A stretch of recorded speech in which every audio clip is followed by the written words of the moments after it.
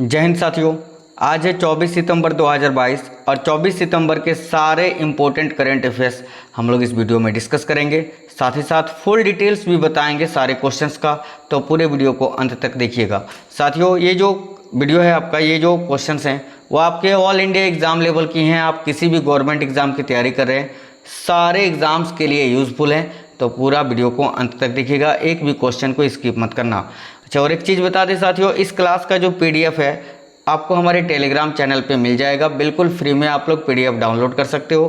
Telegram channel का link इस video के डिस्क्रिप्शन में आपको मिल जाएगा, वहाँ से आप लोग इस क्लास का पीडीएफ बिल्कुल फ्री में डाउनलोड कर सकते हैं। तो आप लोग सभी टेलीग्राम में जुड़ जाना। और एक चीज़ बता दें साथियों, ये जो सीरीज है डेली करंट अफेयर्स वाला, ये आपको डेली सवेरे 5:30 बजे मिलेगी। तो आप लोग फटाफट से जल्दी से सवेरे डेली 5:30 बजे आप लोग डेली का करंट अफेयर्स का वीडियो देख लीजिएगा। तो चलिए देखते हैं, शुरू करते हैं क्वेश्चंस को। साथियों ध्यान दीजिएगा, स्क्रीन पर पहला क्वेश्चन है, 21 सितंबर 2022 को IRC को महारत्न कंपनी का दर्जा दिया गया। अब भारत में कितनी महारत्न कंपनियां हैं? तो साथियों देखिएगा, इस क्वेश्चन के लिए आपका सही उत्तर हो जाएगा 12। पहले 11 थी और अभी एक जो है IRC को महारत्न कंपनी का दर्जा दिया गया है। और अब भारत में कितनी महारत्न कंपनियां हो गई हैं? तो 12। प्यारे साथियों याद रखिएगा 12। आइए इस क्वेश्चन के डिटेल्स में हम लोग जान लेते हैं। तो देखिएगा IRC का फुल फॉर्म क्या होता है साथियों, ये आपको याद रखनी है, रूरल इलेक्ट्रिफिकेशन कॉरपोरेशन। ठीक है, जो 12वां भारत का महारत्न कंपनी बना है। ठीक है, कितनावां? 12वां। और कुछ महत्वपूर्ण बातें देखिएगा, इसकी स्थापना 1969 में हुई थी। इसका उद्देश्य है बिजली का वित्त पोषण करना और विकास करना। ठीक है, इसका ध्येय वाक्य क्या है साथियों? देखिएगा बड़ा इंपॉर्टेंट क्वेश्चन है। इसका ध्येय वाक्य है असीमित ऊर्जा अनंत संभावना। ठीक है, असीमित ऊर्जा अनंत संभावना। चलिए और कुछ महत्वपूर्ण जानकारियां हम लोग जान लेते हैं। तो भारत की 12 महारत्न कंपनियां जो हैं वो कौन कौन सी हैं, ये आपको तो जाननी चाहिए ना कि भारत में कौन सी वो 12 महारत्न कंपनियां हैं। तो देखते हैं। देखो, एक तो हो गया आपका भारत हैवी इलेक्ट्रिकल्स लिमिटेड भेल। ठीक है, इसके बारे में आप लोग जानते होंगे। एक हो गया Bharat petroleum corporation limited BPCL। तीसरा हो गया आपका कोल इंडिया लिमिटेड। ठीक है, चौथा हो गया गेल, आपका गेल इंडिया लिमिटेड। ठीक है, गेल का फुल फॉर्म होता है gas authority of India limited. ठीक है, आगे देखते हैं साथियों, Hindustan petroleum corporation limited HPCL आप लोगों को पता होगा। Indian oil corporation of India IOCL। अच्छा, Rashtriya Tap Vidyut Nigam limited NTPC, national thermal power corporation. आगे हो गया आपका oil and natural gas corporation limited ONGC। Steel authority of India limited यानी सेल। आगे हो गया आपका power grid corporation of India limited 10वां। फिर आपका 11वां हो गया पावर फाइनेंस कॉरपोरेशन। और अब ये 12वां हो गया है IRC लिमिटेड, 12वां। ठीक है, तो याद रखना प्यारे साथियों। देखिएगा, भारत ने रक्षा उद्योगों के बीच सहयोग बढ़ाने के लिए किस देश के साथ एक समझौता ज्ञापन पर हस्ताक्षर किया है? तो साथियों आइए इस क्वेश्चन का उत्तर हम लोग देख लेते हैं। तो इस क्वेश्चन का आंसर आपका हो जाएगा मिस्र, यानी option number A is the correct answer. ए आपका इस क्वेश्चन के लिए बिल्कुल करेक्ट आएगा। भारत ने रक्षा उद्योगों के बीच सहयोग बढ़ाने के लिए किस देश के साथ एक समझौता ज्ञापन पर हस्ताक्षर किया है? तो मिस्र के साथ। ठीक है, इसके बारे में कुछ इंपॉर्टेंट फैक्ट्स हम लोग जानेंगे। तो देखिएगा, भारत और मिस्र ने रक्षा संबंधों को मजबूत करने के लिए एक समझौता ज्ञापन पर हस्ताक्षर किया है। ठीक है, समझौता ज्ञापन पर रक्षा मंत्री राजनाथ सिंह, किसने? तो रक्षा मंत्री राजनाथ सिंह जो अभी हमारे डिफेंस मिनिस्टर हैं, और उनके समकक्ष जनरल मोहम्मद जरकी ने हस्ताक्षर किया है। तो साथियों याद रखेंगे आप लोग सभी। देखिए, भारत और मिस्र संयुक्त अभ्यास के संचालन और प्रशिक्षण के लिए कर्मियों के आदान प्रदान को बढ़ाने पर भी सहमत हुए हैं। राजनाथ सिंह ने अपने मिस्र के समकक्ष को भारत अफ्रीका रक्षा वार्ता और हिंद महासागर क्षेत्र यानी IOR के रक्षा मंत्रियों के सम्मेलन में भी आमंत्रित किया है इस समझौते के बाद से, याद रखना। आगे हम लोग बढ़ते हैं, अगला क्वेश्चन पढ़ लेते हैं हम लोग। तो देखिएगा, हाल ही में किसने केंद्रीय चमड़ा अनुसंधान संस्थान, जो कि कहाँ है साथियों, चेन्नई में, ठीक है, हाल ही में किसने केंद्रीय चमड़ा अनुसंधान संस्थान चेन्नई में स्केल यानी skill certification assessment for leather employees app को लॉन्च किया है। बहुत ही प्यारा क्वेश्चन है। आइए क्वेश्चन और एक बार पढ़ लेते हैं। हाल ही में किसने केंद्रीय चमड़ा अनुसंधान संस्थान, जो कि चेन्नई में है, स्केल यानी skill certification assessment for leather employ app को लॉन्च किया है। तो याद रखिएगा साथियों, किसने, तो भाई धर्मेंद्र प्रधान ने। ऑप्शन नंबर बी इस क्वेश्चन के लिए आपका करेक्ट आंसर हो जाएगा, धर्मेंद्र प्रधान। इस क्वेश्चन के बारे में इंपॉर्टेंट फैक्ट्स हम लोग देख लेते हैं। तो देखिए, केंद्रीय मंत्री धर्मेंद्र प्रधान ने केंद्रीय चमड़ा अनुसंधान संस्थान चेन्नई में स्केल ऐप को लॉन्च किया है, ठीक है। देखो, इस scale app leather skill sector counselling के द्वारा विकसित चमड़ा उद्योग के कौशल, विद्या, मूल्यांकन और रोजगार की जरूरतों के लिए वन स्टॉप समाधान है, ठीक है, याद रखेंगे। आगे हम लोग बढ़ते हैं अगले क्वेश्चन की ओर। तो देखिएगा, भारत में लॉन्च के पहले चरण में किस राज्य को 5वीं पीढ़ी का यानी फिफ्थ जनरेशन का दूरसंचार सेवा मिलेगी। भारत में लॉन्च के पहले ही चरण में साथियों किस राज्य को 5वीं पीढ़ी का दूरसंचार सेवा मिलेगी? इस क्वेश्चन का उत्तर हम लोग चेक कर लेते हैं। तो उड़ीसा, ठीक है, उड़ीसा को। अब हम लोग उड़ीसा के बारे में कुछ इंपॉर्टेंट फैक्ट्स जान लेते हैं। आप लोगों को साथियों पता है कि उड़ीसा के जो सीएम हैं वो कौन है? तो नवीन पटनायक जी, जो लगातार 5वीं बार जो है 5th टाइम उड़ीसा के मुख्यमंत्री बने हैं। अच्छा, गवर्नर कौन है साथियों? तो आप लोगों को पता है, राज्यपाल है गणेशी लाल जी, ठीक है। इस क्वेश्चन के बारे में कुछ इंपॉर्टेंट फैक्ट्स देखिएगा। केंद्रीय संचार और इलेक्ट्रॉनिक्स और सूचना प्रौद्योगिकी मंत्री अश्विनी वैष्णव ने घोषणा की कि ओडिशा को इसके लॉन्च के पहले चरण में 5th जनरेशन यानी 5वीं पीढ़ी यानी 5G दूरसंचार सेवा मिलेगी, ठीक है।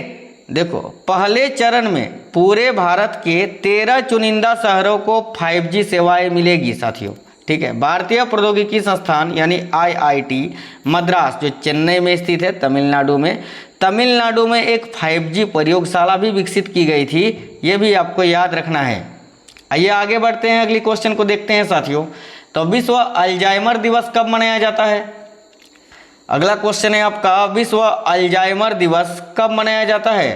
साथियों, इस क्वेश्चन का सही उत्तर हो जाएगा 21 सितंबर को, यानी ऑप्शन नंबर ए आपका इस क्वेश्चन के लिए राइट आंसर हो जाएगा। आइए कुछ इंपॉर्टेंट फैक्ट्स भी हम लोग देख लेते हैं। तो साथियों देखिएगा, विश्व अल्जाइमर दिवस 21 सितंबर को मनाया जाता है। इस वर्ष विश्व अल्जाइमर दिवस की थीम क्या है? तो ये थीम आपको याद रखना है। देखो, डिमेंशिया को जाने, अल्जाइमर को जाने, डिमेंशिया को जाने, अल्जाइमर को जाने, ये 2022 अल्जाइमर दिवस जो 21 सितंबर को मनाया जाता है, थीम है साथियों, जिसको बोलते हैं विषय, ठीक है।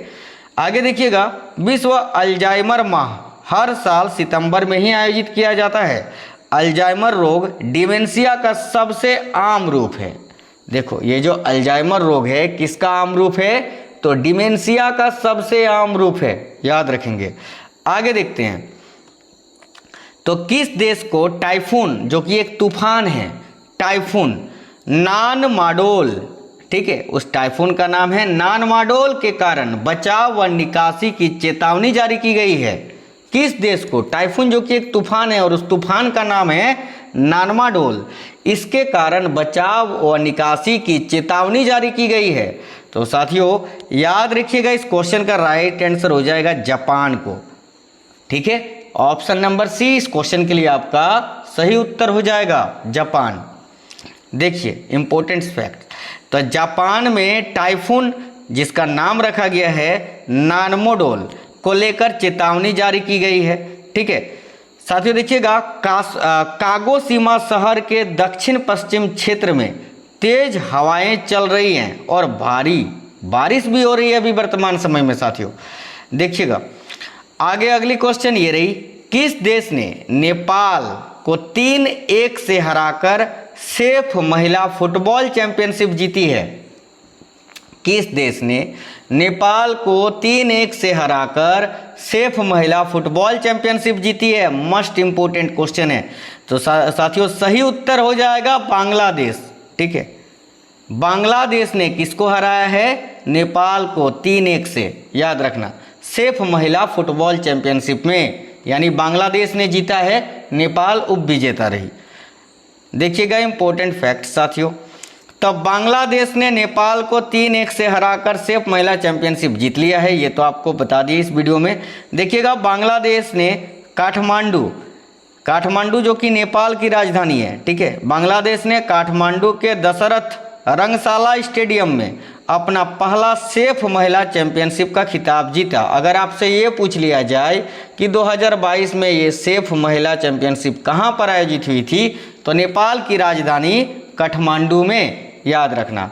और साथियों बांग्लादेश ने ये अपना पहला ही जो है सेफ महिला चैंपियनशिप जीता है। और साथियों देखिएगा किस स्टेडियम में, तो काठमांडू के दशरथ रंगशाला स्टेडियम में। ठीक है, देखिएगा बांग्लादेश की ओर से कृष्णा रानी सरकार और सीरत जहां स्वप्ना ने गोल किए, जबकि नेपाल की ओर से अनीता बसनेत ने 1 गोल किया। देखिए बांग्लादेश की कप्तान सबीना खातून बांग्लादेश की जो कैप्टन थी महिला फुटबॉल टीम की, वो कौन थी? तो सबीना खातून 5 मैचों में 8 गोल के साथ टूर्नामेंट की टॉप स्कोरर रही।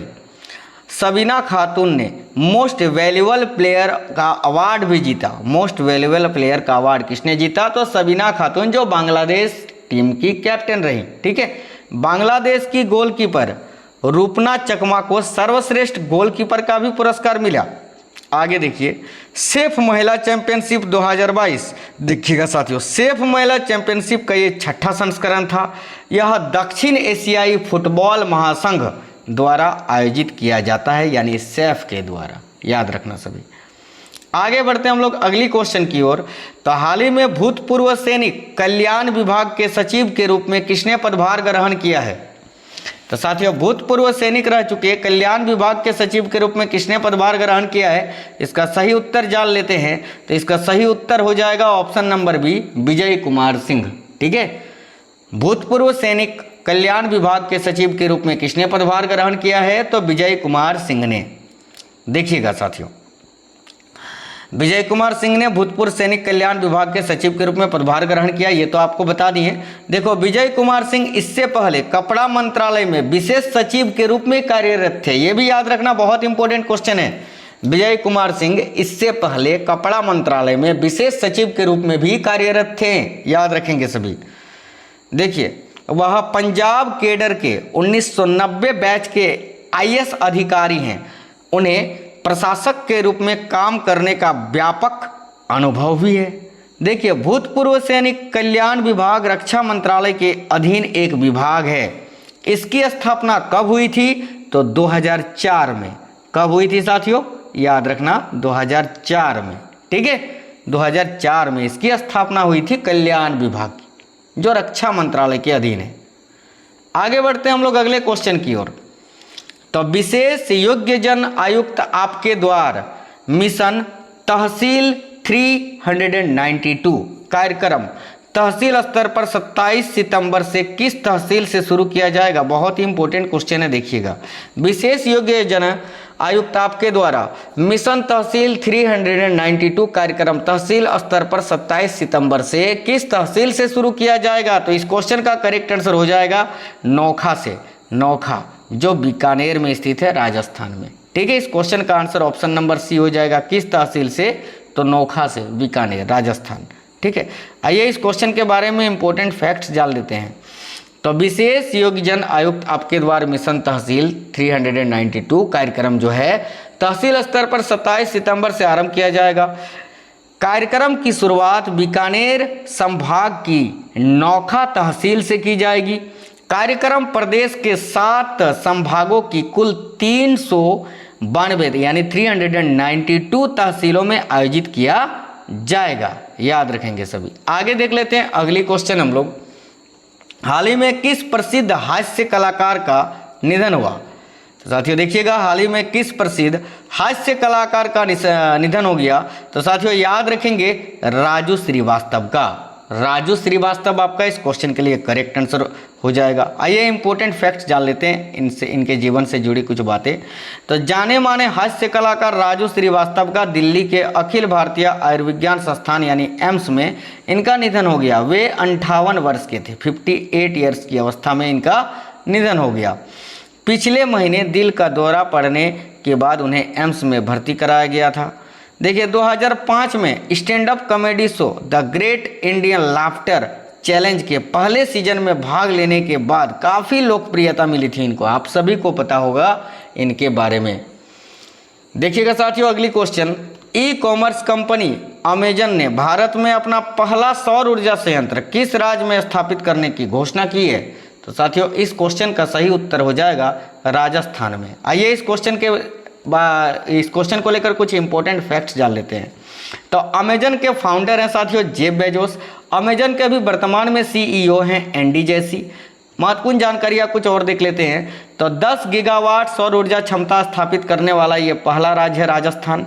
चिरंजीवी योजना ठीक है की शुरुआत करने वाला राज्य है राजस्थान। देखो सबसे ऊंचा ओपीडी कहाँ पर स्थापित हुआ है? तो जयपुर में, राजस्थान में, ये भी याद रखना आप लोग। देखिएगा साथियों चर्चा में रहा हेमकोश शब्दकोश किस भाषा का है? अभी ये हेमकोश शब्द काफ़ी ज़्यादा चर्चा में रहा, ये शब्दकोश किस भाषा का है? तो याद रखना असमिया का। असमिया भाषा असम में बोली जाती है, असमिया भाषा बांग्ला से मिलती जुलती है। ठीक है, देखो इंपॉर्टेंट फैक्ट्स कुछ जान लेते हैं साथियों। 1911 में इसका निर्माण हेमचंद्र बरुआ द्वारा किया गया था, इसलिए इसका नाम हेमकोश पड़ा। अच्छा महत्वपूर्ण जानकारियाँ देखते हैं। देखो संगम साहित्य क्या है साथियों? तो ये तमिल कवि है। ठीक है, सात्रिया ये असम का शास्त्रीय नृत्य है। ये जो सात्रिया है ये कहाँ का शास्त्रीय नृत्य है? तो असम का। देखिएगा आगम साहित्य ये किससे संबंधित है? तो जैन धर्म से संबंधित है आगम साहित्य। कामरूप का संबंध किससे है? तो कामरूप तो असम का पुराना नाम है, ये आप सभी को पता है। आगे बढ़ते हैं साथियों, एक और क्वेश्चन हम लोग पढ़ लेते हैं। हाल ही में कौन नॉर्थ चैनल पार करने वाले एशिया के पहले पैरा स्विमर बन गए हैं? तो ये याद रखना सत्येंद्र सिंह लोहिया। और ये कहाँ के हैं साथियों? तो मध्य प्रदेश के, एमपी के। इस क्वेश्चन से रिलेटेड कुछ इंपॉर्टेंट फैक्ट्स देखिए। नॉर्थ चैनल यानी यह उत्तरी आयरलैंड और स्कॉटलैंड के बीच में स्थित है। आरती शाह कौन है साथियों? पता है ना, इंग्लिश चैनल को पार करने वाली पहली भारतीय महिला। अच्छा नर्मदा नदी किस बांध से निकलती है? तो माफ करना यार, ओमाकारेश्वर बांध से। ठीक है, अमरकंटक से, याद रखना। इंग्लिश चैनल ये कहाँ पर स्थित है? तो इंग्लैंड और फ्रांस के बीच में ये स्थित है। साथियों इसी तरह की डेली की करंट अफेयर्स की वीडियो फुल डिटेल्स के साथ और अच्छी तरीके से जो है आपको डेली प्रोवाइड करा दी जाएगी। सवेरे 5 से 5:30 बजे के बीच में आप लोग डेली सवेरे सो के नींद से जैसे ही जाग जाओगे इस डेली के करंट अफेयर्स के वीडियो को देख लेना। और साथियों प्लीज़ वीडियो को बहुत ज़्यादा प्यार दीजिए, ज़्यादा से ज़्यादा शेयर करिए। और आप कमेंट बॉक्स में कमेंट कर भी बता सकते हैं आपको ये वीडियो कैसा लगा है। साथियों मैं ये दावे के साथ बोल सकता हूँ कि ये जो सीरीज मैंने स्टार्ट की है आपको 99% करंट अफेयर्स के जो क्वेश्चन है सारे एग्जाम में मेरे इसी वीडियो से मिलेंगे। ठीक है, तो जो साथी लोग नए हैं चैनल सब्सक्राइब करके बेल आइकन ऑन कर लीजिएगा। वीडियो को सभी साथी लाइक कर दीजिएगा, अपने सभी दोस्तों के साथ सभी जगह शेयर कर दीजिएगा। एक लाइक तो बनता है ना यार, लाइक कर देना। चलिए मिलते हैं अगले क्लास में, तब तक स्वस्थ रहें। जय हिंद साथियों, वंदे मातरम।